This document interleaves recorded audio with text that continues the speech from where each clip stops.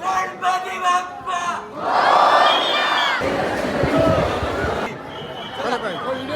I still can't believe this. Hi guys, welcome back to my channel. Hope you all are doing well. आजचा विषय जरा कठीण आहे कारण या वर्षी आम्ही गेलो होतो लालबागच्या चरण स्पर्शच्या दर्शनाला आणि बिलीव्ह मी हा प्रवास होता 18 तासांचा, फुल ऑन थ्रिल अँड आस्थेचा. चला मग सुरू करूया आजची गोष्ट. इव्हनिंगला निघालो होतो विथ फुल ऑफ एनर्जी. विचार होता की चिंतामणीचं दर्शन घेऊन लालबागच्या राजाचं डेकोरेशन बघून घरी परतायचा. पण गणूचा प्लॅन जरा वेगळा होता. पोलीस काकांकडून कानावर आमच्या पडलं की दर्शनाची गर्दी आज कमी आहे, 2 ते 3 तासात दर्शन होऊन जाते. जरा विचारपूस करून कळलं की मुखदर्शन आज लवकर होते. मग काय, ही संधी कशी सोडू शकत होतो आम्ही. मागचा पुढचा विचार न करता सरळ रांगेत उभा राहिलो आम्ही. आम्हाला वाटलं आम्ही शॉर्ट लाईन घेतली आहे, पण लोकांकडून नंतर समजलं की आम्ही तर चरण स्पर्शच्या रांगेमध्ये उभा राहिलोय. सुरुवातीला वाटलं बस थोडा टाइम लगेगा, पण मग सुरू झाला खरा प्रवास. 1 तासाचं झालं 3 तास. रात्र अजून चढत गेली.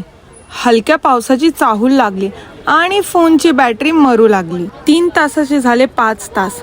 देवकृपेने एका दादानी पॉवर बँकची मदत केली, पण लाईन काय हलता हालत नव्हती. बघता बघता 1 वाजले. Tecnologia! Tecnologia! Tecnologia! हळूहळू एनर्जी कमी होत होती, पण आस्थेची दोरी आम्ही धरून ठेवली होती.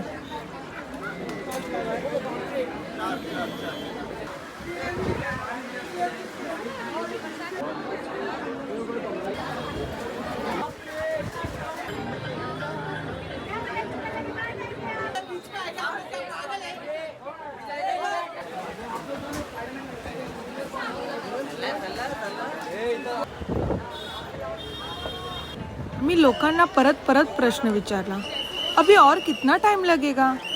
आणि उत्तर एकच होतं, बप्पा बोलवतो तेव्हाच दर्शन मिळतं. कब तक काम खत्म होगा? आप भी ठीक कर रहे हो तो अभी तो हाथ में है. हे. बस यही लाइन सुनते हैं अभी हाथ में. चल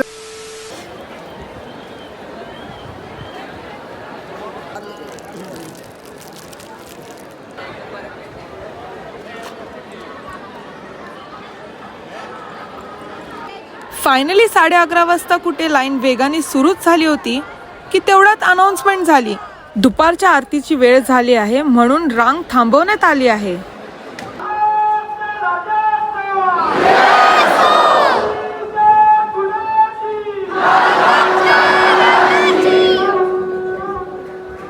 गणपती बाप्पा मंगलमूर्ती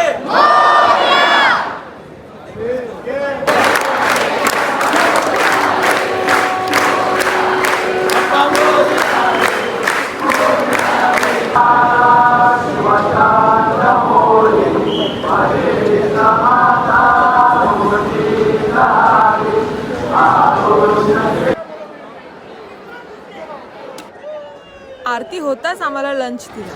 मग काय, रांग पुन्हा वेगाने पळू लागली. बघता बघता 18 तासांचा प्रवास संपत आला होता आणि काही क्षणातच आमची आणि गणूची भेट होणार होती.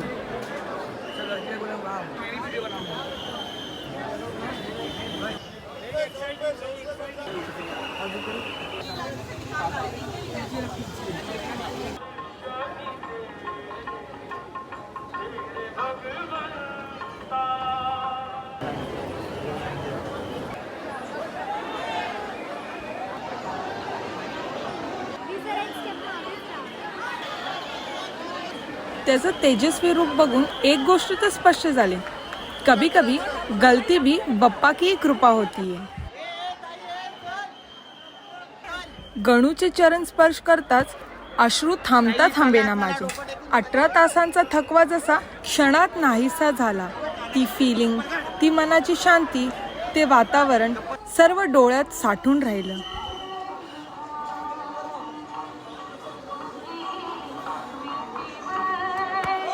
I still can't believe this.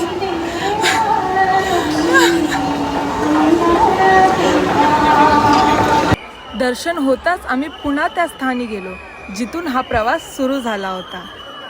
या दर्शनाच्या प्रवासातून एक गोष्ट तर आम्ही नक्कीच शिकलो.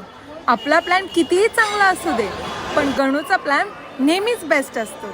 हा 18 तासाचा सुवर्ण प्रवास नेहमीच माझ्या स्मरणात राहील. चला मग आजची गोष्ट ही तेच संपते. मिलते हैं मेरे अगले ब्लॉग में. बाय.